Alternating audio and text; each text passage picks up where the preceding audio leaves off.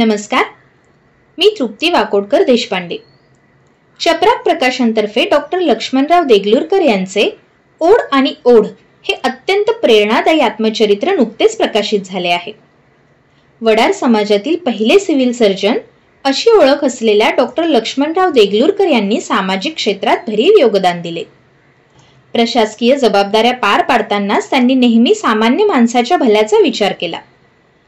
सुप्रसिद्ध लेखिका आणि महाराष्ट्र राज्याच्या निवृत्त माहिती संचालक श्रद्धा बेलसरे खारकर यांनी या पुस्तकाला लिहिलेली ही प्रस्तावना जरूर ऐका आणि अशाच उत्तमोत्तम साहित्याचा आस्वाद घेण्यासाठी चपराकचे हे यूट्यूब चॅनल सबस्क्राईब करायला विसरू नका.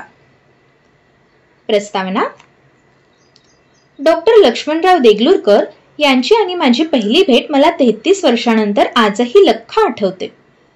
माझी नुकतीच धुळे येथे जिल्हा माहिती अधिकारी म्हणून बदली झाली होती. प्रथमच मराठवाड्याच्या बाहेर राहत होते. त्यात एक दिवस अंगावर अचानक सूज आली आणि मी बेशुद्ध पडले. कार्यालयातील अधिकाऱ्यांनी मला सरकारी रुग्णालयात नेले. कसली तरी ॲलर्जी आली होती. शुद्ध आली तर अंगाची लाही लाही होत होती. मी रडवेली झाले होते.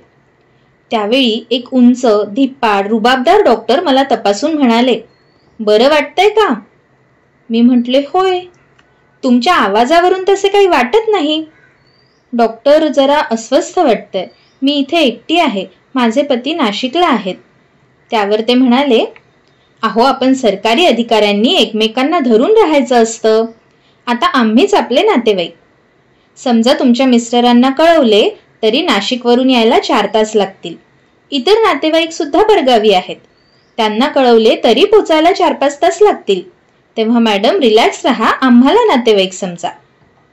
खरं होतं त्यांचं सांगणं. पुढे त्यांच्या अनेक भेटी झाल्या. त्यातून स्वभावाचे अनेक पैलू समजत गेले. सिव्हिल सर्जन म्हणून ते लोकप्रिय होतेच, त्याचबरोबर सर्व स्टाफ बरोबर ते कुटुंब वत्सल पित्याप्रमाणे वागत. अनेक वर्षांनी त्यांची आणि माझी फोनवर भेट झाली. जुन्या आठवणी निघाल्या. परत भेटणार होतो, काही कामे एकत्र करणार होतो, पण नियतीच्या मनात काही वेगळेच होते. या पुस्तकात त्यांनी घेतलेले अपरिमित कष्ट दिसून येतात. त्यांच्या समाजातील ते पहिले सिव्हिल सर्जन. बऱ्याच वेळा माणसे मोठी झाल्यावर त्यांना भूतकाळ नकोसा वाटतो. जुनी नाती लपवावी वाटतात. पण डॉक्टरांनी मात्र आपला समाज पुढे येण्यासाठी प्रयत्न केले. सेवानिवृत्तीनंतर त्यांनी या कार्याला वाहूनच घेतले. शासकीय नोकरीत त्यांना मान सन्मानाबरोबर अप्रिय गोष्टींचा सामना करावा लागला, पण त्यांनी कधी संयम ढळू दिला नाही. नगरला असताना त्यांची सामाजिक कामाची तळमळ अनेकांनी जवळून बघितली आहे. शिर्डीला त्यांनी वडार समाजाच्या बैठका घेतल्या. पुढे नगरला ज्येष्ठ नेते शरद पवार यांच्या उपस्थितीत शब्दशः लाखो वडार बांधवांचा भव्य मेळावा घेतला. वडार समाजाला आश्रमशाळा आणि आरक्षण मिळावे यासाठी त्यांनी सतत पाठपुरावा केला. शरद पवार यांचे सरकार कोसळले आणि हातातोंडाशी आलेला त्यांचा घास केला.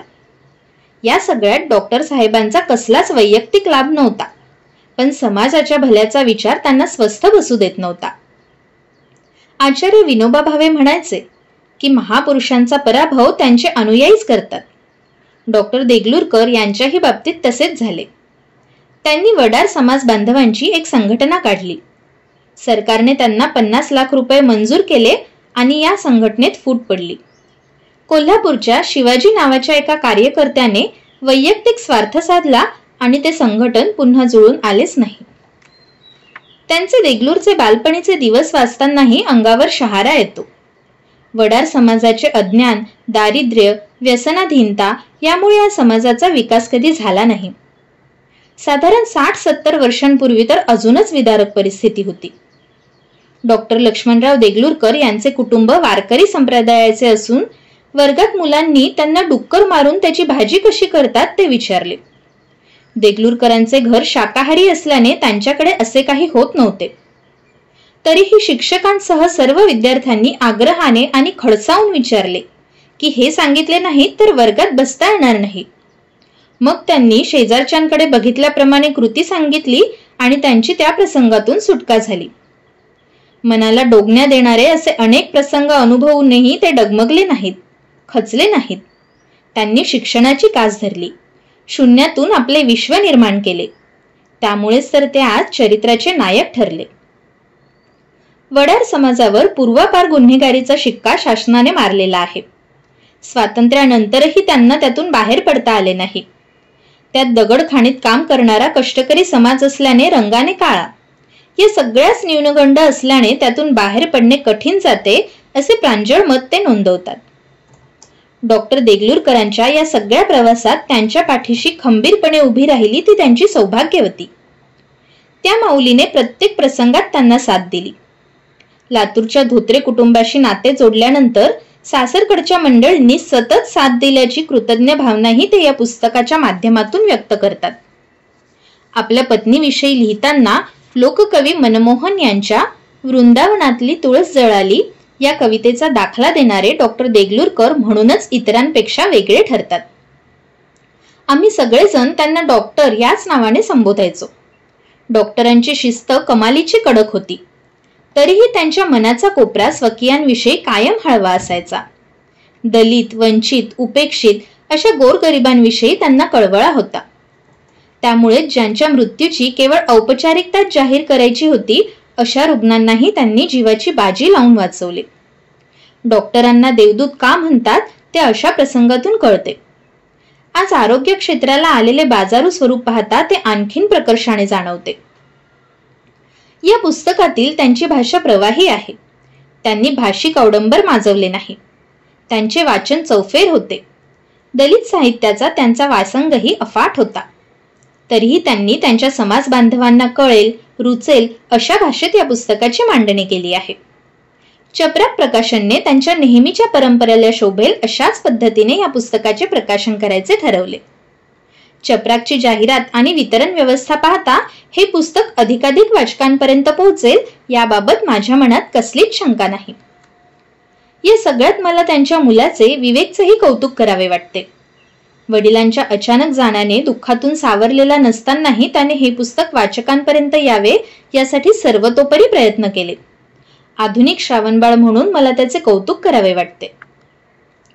डॉक्टर देगलूरकर यांनी या पुस्तकाच्या शेजारच्या राज्याचे दाखले देत वडार समाजाच्या आरक्षणाची मागणी केली आहे. सध्या आरक्षणावरून अनेक जातीक जनक्षोभ उसळलेला दिसून येतो. अशा परिस्थितीत वडार समाजाला आरक्षण का हवे, त्यासाठी कोणकोणते नियम आणि तरतुदी आहेत, त्या निकषात हा समाज कसा बसतो याची मुद्देसूद चिकित्सा त्यांनी केली आहे. महाराष्ट्रात आजही दुर्दैवाने वडार समाजाला राज्यव्यापी नेतृत्व नाही. डॉक्टर देगलूरकर यांच्या या पुस्तकाचा अभ्यास करून एखादा तरुण पुढे आला तर या समाजासाठी तो मोठे योगदान देऊ शकतो. तसे घडल्यास या आत्मचरित्राचे सार्थक झाले असे म्हणावे लागेल. आपल्या बरोबरच असलेला, आपल्या संस्कृतीत एकरूप झालेला आणि तरीही स्वतःची गुणवैशिष्ट्ये जपणारा वडार समाज आजही उपेक्षित राहिला आहे. खैरलांजी सारखी घटना घडल्यानंतर दलित समाज आक्रमक होत एकत्र येतो. पण मी अनेक वडार महिलांवर अत्याचार होताना बघितले. त्यांना न्याय मिळावा यासाठी अनेक प्रयत्न केले, पण त्यासाठी माझ्या बरोबर कोणीही आले नाही. दलितांप्रमाणे आमच्यात संघटन नसल्याने आम्हाला न्याय मिळत नाही ही त्यांची खंत इतर बांधवांनीही समजून घ्यायला हवी. वाचक हे पुस्तक आस्थेने वाचतील आणि या दुर्लक्षित, उपेक्षित राहिलेल्या समाजाच्या ऋणातून उतराई व्हायचा प्रयत्न करतील असा आशावाद व्यक्त करते. डॉक्टर लक्ष्मणराव देगलूरकर यांच्या स्मृतीस विनम्र अभिवादन करताना माझे मनही या सत्शील माणसाच्या आठवणींनी भरून आले आहे. श्रद्धा बेलसरे खारकर, निवृत्त माहिती संचालक, महाराष्ट्र राज्य.